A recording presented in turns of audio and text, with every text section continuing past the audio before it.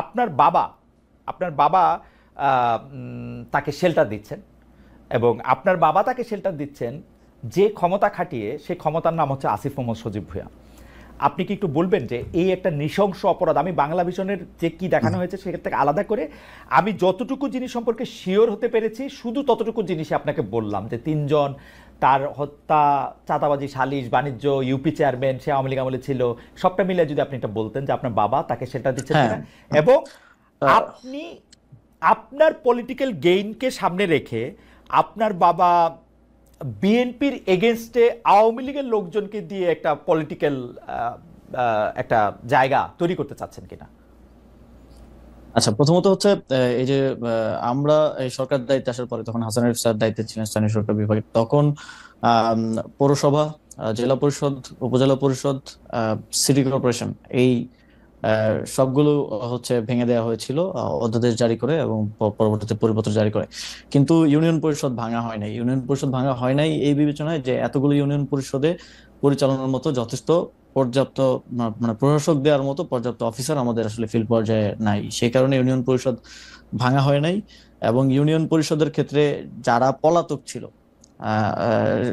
যেহেতু ভাঙা হয় নাই, অধ্যাদেশ পরিবর্তন হয় নাই, সেহেতু যে কাউকে যে কোনো সময় বের করে দেওয়ার সুযোগ নাই। যারা পলাতক ছিল তাদের ক্ষেত্রে স্পষ্ট উল্লেখ আছে 60 দিন স্টেশনে উপস্থিত না থাকলে তাকে বরখাস্ত করা যাবে। সেই প্রক্রিয়ায় অনেককে বরখাস্ত করা হয়েছিল। কিন্তু শিমুল বিল্লালের ঘটনা আমি পরবর্তীতে খোঁজ নিয়ে যতটুকু জেনেছি, তিনি স্বতন্ত্র প্রার্থী হিসেবে ইলেকশন করেছেন এবং তিনি 5 আগস্টের পরে পলাতক ছিলেন না একদিনের জন্য, তিনি স্টেশনেই ছিলেন।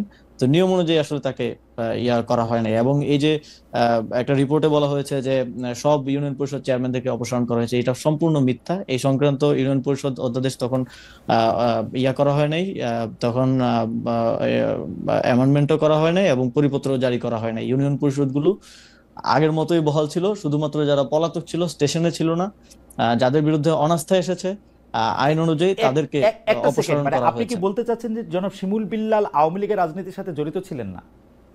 আওয়ামী লীগের রাজনীতির সাথে জড়িত ছিল কিনা আমি জানি না, হ্যাঁ। তবে স্বতন্ত্র প্রার্থী ছিল এতটুকু আমি জানি। আচ্ছা। আম, তিনি স্বতন্ত্র প্রার্থী হিসেবে নির্বাচনে জয়ী হয়েছেন যতদূর আমি জানি। ওকে। এবং শেল্টারের বিষয় যেটা বলা হয় যে ওই যে একটা ছবি দিয়ে হচ্ছে বলা হয় যে শেল্টার দেওয়া হচ্ছে, ওই ছবিটা কিন্তু ওই ঘটনারও আরো অনেকদিন আগের। এবং ছবিটা দেওয়ার সময় খুব ক্লেভারলি ওই যে নিচে যে ডেট লেখা থাকে, অনেক ফোন দিয়ে ছবি তুলে ডেট লেখা থাকে, ওই ডেট এন্ড টাইমটা আসলে কেটে দেওয়া হয়েছে। আমার কাছে ওই ডেট এন্ড টাইম সহ ছবিটা আছে।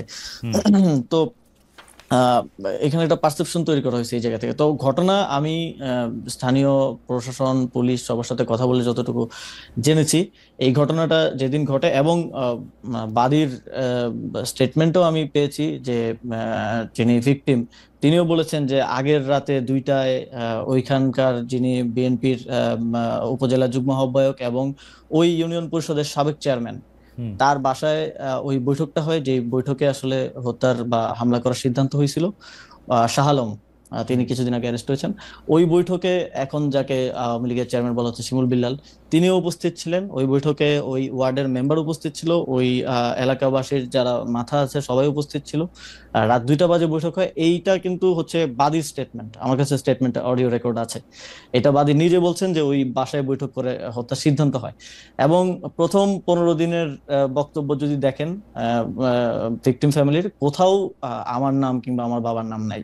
এবং যেই ব্যক্তি এই ঘটনায় তার স্ত্রী হারিয়েছে, 2 সন্তান হারিয়েছে, তার স্টেটমেন্ট আছে, ছোটখাটো মিডিয়াতে এসেছে, যে তিনি বলছেন যে তাদেরকে এই ঘটনা ঘটার পরে বিএনপির নেতাকর্মীরা তাদের বাসায় যান, তাদেরকে নানাভাবে চাপ প্রয়োগ করেন, কুপরামর্শ দেন, উপদেষ্টার বাবা এবং উপদেষ্টার নাম মামলায় অন্তর্ভুক্ত করতে বলেন, কিন্তু তারা সেটাতে আপত্তি দেন এবং সেটা তারা করেননি।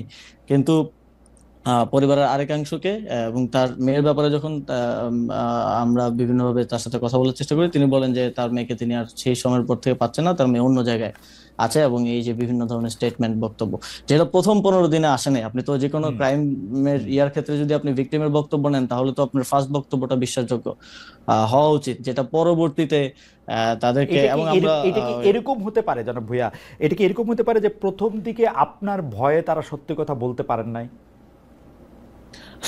আমার ভয়, তো প্রথম দিকে যদি আমার ভয়ে না বলতে পারে, পরে কিভাবে তাহলে বলতেছে? অনেক কষ্টে তো সাহস সঞ্চয় এটা করেছে। এবং এবং না, এখানে যদি যার স্ত্রী মারা গেছে, হুম। যার 2 সন্তান মারা গেছে এবং উনি সেখানে থাকলে উনিও হয়তো মারা যেতে পারতেন, হুম। তিনি বলছেন যে তাদেরকে চাপ প্রয়োগ করা হয়েছে। এই ভিডিওটা আছে, আমি প্লে করে আপনাকে শোনাতে পারি, যে আচ্ছা। তাদেরকে চাপ প্রয়োগ করা হয়েছে, তাদেরকে কুপরামর্শ দেওয়া হয়েছে যেন তারা আমাদের নাম অন্তর্ভুক্ত করেন, কিন্তু তারা সেটা প্রাথমিকভাবে রিফিউজ করেছেন। ওকে। তার নিজের স্টেটমেন্ট আছে। ওকে। আমার মনে হয় যে আমরা আরেকটু অন্য জায়গায় যাই।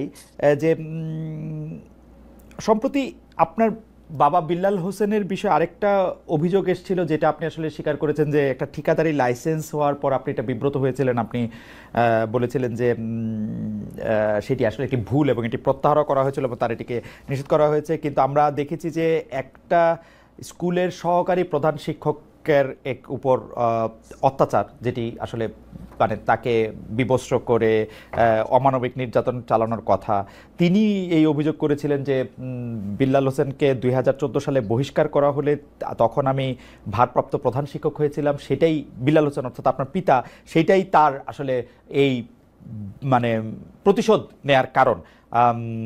এইটার সম্পর্কে আপনি একটু কিছু বলবেন যে এইটার বিষয়টা কি? হ্যাঁ ভাই, প্রথমত ওই রিপোর্টে তো খুব সুন্দর করে দেখানো হয়েছে, কান্নাকাটি সহ ইমোশন দিয়ে ইয়া করা হয়েছে।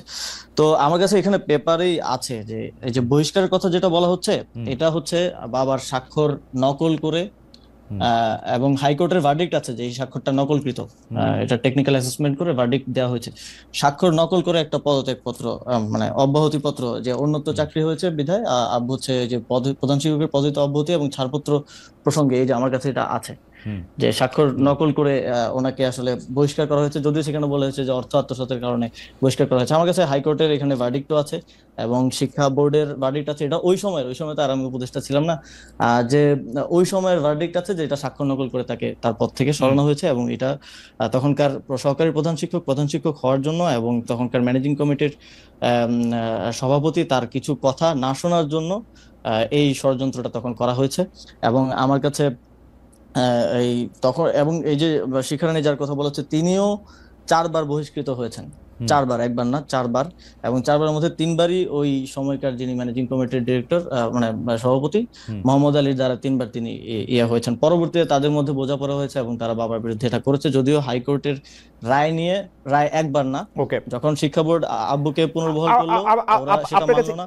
আপনার কাছে কি মনে হয় যে এই যে একটা ষড়যন্ত্র, বা আপনি যেটাকে বলছিলেন যে এইভাবে সাজানো গোছানো জিনিস, এটার কারণ কি? জনাব বিল্লাল সাহেব কি রাজনীতিতে ওখানে সক্রিয়, নাকি তিনি রাজনীতি করবেন, নাকি আপনি উপদেষ্টা হওয়ার পরে আপনার এই জায়গার শত্রু বেড়েছে বলে আপনি মনে না, করেন? এটা আমি মুরাদনগরের বিষয়ে যদি বলি, মুরাদনগরের ইয়াটা ছিল নির্বাচন করা কিংবা রাজনীতি করার জায়গা থেকে না। কারণ মানে আমি যদি রাজনীতি করিও, আমার মানে রাজনীতির সেন্টারটা মুরাদনগর হওয়াটা আমার জন্যই আরো নেগেটিভ। কারণ যোগাযোগ থেকে শুরু করে সময়, কারণ আমি পলিটিক্স করলে আমি ন্যাশনাল জায়গা থেকে, ন্যাশনাল অ্যাপ্রোচ থেকে করবো, আমি তার স্থানীয় পর্যায়ের নেতা হিসেবে রাজনীতিটা করব না। তো সেই জায়গা থেকে আমার জন্য তো ঢাকা সুইটেবল পজিশন। তো আমি মুরাদনগরে মূলত আমার ইয়া ছিল যে, আপনি জানেন যে বিগত আওয়ামী লীগের সময়ে কুমিল্লার যেই অঞ্চলগুলো বিশেষ করে বিরোধী পক্ষের বিএনপি বা জামাত অধ্যুষিত, সেই অঞ্চলগুলোতে উন্নয়ন কার্যক্রম হয় নাই বললেই চলে। এবং আমার এখানে আমি এসে দেখলাম যে অনেকগুলো কাজ স্যাংশন হয়ে আছে, বরাদ্দ আছে, কিন্তু সেগুলোর কাজগুলো আসলে শুরু করা হয় নাই ওই আঞ্চলিক বৈষম্যের কারণে। আমি সেই কাজগুলা আসলে করতে চাইছি এলাকায়, এবং ওই সংক্রান্ত যেই কার্যক্রম সেটার সাথেই ঠিকাদারি ছিল। নিয়ে মানে মূল ব্যাপারটা কি ঠিকাদারি সংক্রান্ত টাকা পয়সা?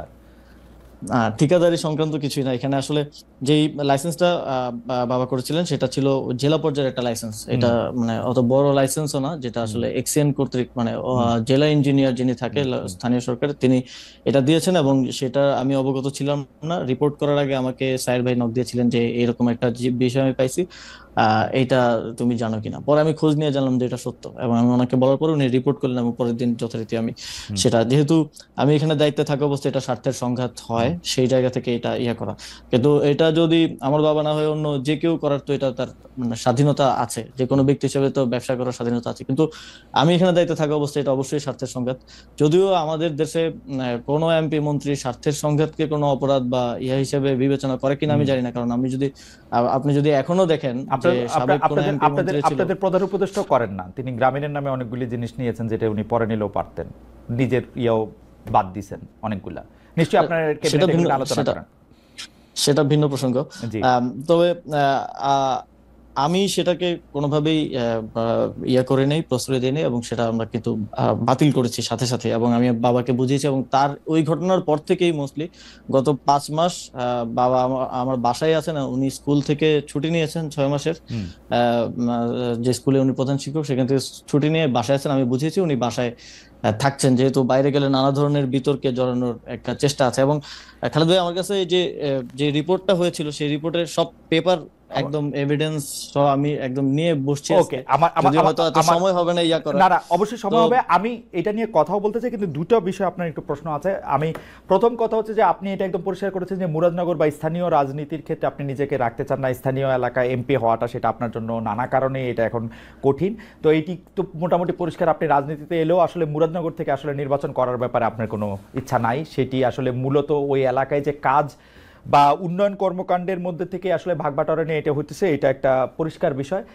দ্বিতীয় জিনিসটা, আপনি যেভাবে বলতেছেন এবং যে এভিডেন্সগুলো এখন আপনার হাতে আছে, সেই ক্ষেত্রে আপনি এটা আদালতে ট্রাই করবেন কিনা, যা যেসব অভিযোগগুলি করা হয়েছে আপনার বিরুদ্ধে বা যারা আপনার বিরুদ্ধে অভিযোগ করেছেন, যারা আপনার বাবার বিরুদ্ধে অভিযোগ করেছেন, ব্যাপারটা আপনি আদালতে তুলবেন কিনা? হ্যাঁ, প্রথমত কেউ লিগেল কোনো অভিযোগ তো করেন নাই। হুম। এখানে ডিফেমেশন করা হয়েছে এবং এক ধরনের পারসেপশন তৈরি করা হয়েছে, হ্যাঁ। সোশ্যাল জাস্টিস হয়েছে আর কি, এক ধরনের হ্যাঁ, আপনি ডিফেমেশন ফ্যাসিস্ট স্যুট বানায় করবেন দেওয়া কিনা, হয়েছে। মানে এর চেয়েও অনেক তো ছোট কারণে অনেক হ্যাঁ, মানুষ ডিফেমেশন স্যুট করে। অবশ্যই অবশ্যই আমি ডিফেমেশন স্যুট করব, এবং সেই জন্য আমরা সব এভিডেন্স একত্র করেছি। এবং যেহেতু একটা রিপোর্ট হয়েছে, সেটার একটা রিবাটালও আমরা তৈরি করেছি। আমি যদিও মানে ওপেন আহ্বান জানিয়েছিলাম বাংলাদেশের যে কোনো মিডিয়াকে এটা নিয়ে একটা ফ্যাক্ট বেসড ইয়ে করার জন্য। আপনি চাইলে আপনিও করতে পারেন। হুম। দুই পক্ষের কথা শুনে, ওর কিন্তু একপাক্ষিক রিপোর্ট করা হয়েছে।